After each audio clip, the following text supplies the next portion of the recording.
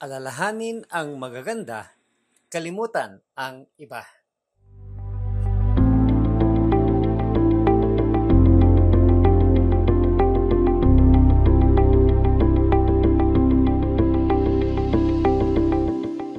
Kamusta po kayo?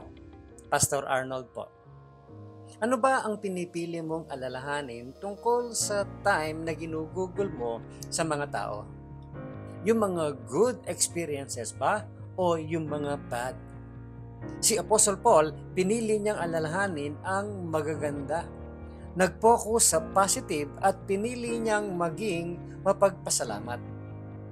Sabi niya sa mga Christians sa Philippi, summing it all up, friends, I'd say you'll do best by filling your minds and meditating on things true, noble, reputable, authentic, compelling, gracious, the best, not the worst, the beautiful, not the ugly, things to praise, not things to curse.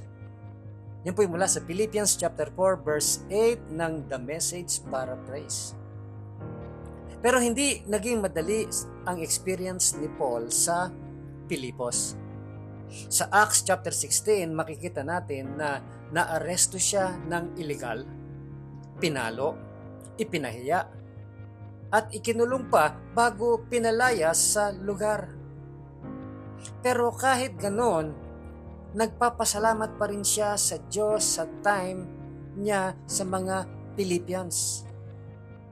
Pwede naman niyang balikan at ituon ang isip niya sa mga masasakit na alaala. Pero hindi niya ginawa. Pinili niya mag-focus sa mga bagay na pwede niyang ipagpasalamat. Pwede mo rin gawin yan sa mga tao sa paligid mo. Kapag matagal ka nang may relationship sa isang tao, hindi talaga may iwasan na masasaktan kayo sa isa't isa. Baka nasaktan ka noon ng nanay o tatay mo dahil sa mainit nilang ulo. O kaya ng kaibigan mo dahil sa isang careless comment. Hanggang ngayon ba, bit-bit mo pa rin yung sakit? Yun ba ang dahilan kung kaya hindi mo ma-enjoy ang presence ng taong yon ngayon? Kung oo, baka puro negative ang focus mo. Hindi ko sinasabing i-deny mo ang sakit or i-excuse mo ang weakness ng iba. Hindi rin healthy yon emotionally.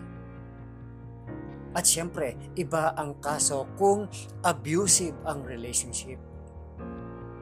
Pero kung normal at medyo healthy naman ang relationship, pwede mong piliing mag-focus sa good.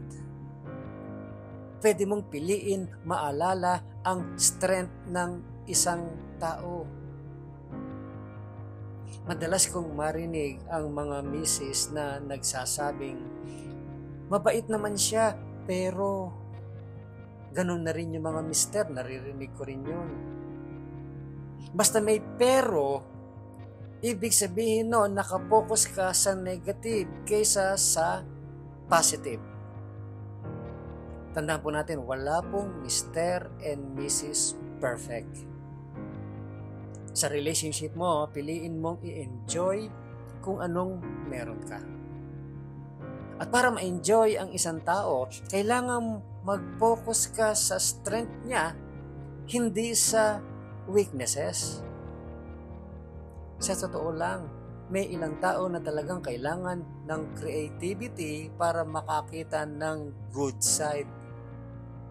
Pero, posible naman. May something good sa bawat isa. At pag inaalala mo ang nakaraan mo, tandaan mo, choice din ang pleasant memories. Gaya ng ginawa ni Apostle Paul, piliin mong balikan ang mga bagay na dapat ipagpasalamat. Sa nakaraan man o present mo, piliin mong maging grateful sa good side ng mga tao. piliin mong alalahanin ang best at kalimutan ang rest. Remember the best and forget the rest. Think about this, my friend. What painful memories have kept you from fully showing love to someone? Spend time today in prayer. Ask God to help you let go of those memories and move on with your life. Ano yung mga painful memories na humahadlang para maipakita mo ang love mo sa isang tao? Mag-ukol ka ng oras ngayon sa prayer. Hilingin mo kay God na tulungan kanyang bitawan ang mga alaala na yan para makapag-move on ka. Just think about that. Pangalawa, what about that person yung nag-cause ng painful memories can you be grateful for? Anong meron sa taong nagdulot ng sakit na pwede mo ring ipagpasalamat? At panghuli, think about this, my friend. In what current relationship do you need to focus on the other person's strength and not their weaknesses? Sa anong relationship mo ngayon, kailangan mong mag-focus sa strength ng isang tao at hindi sa kahinaan niya. Muli po, ito si Pastor Arnold Adriano.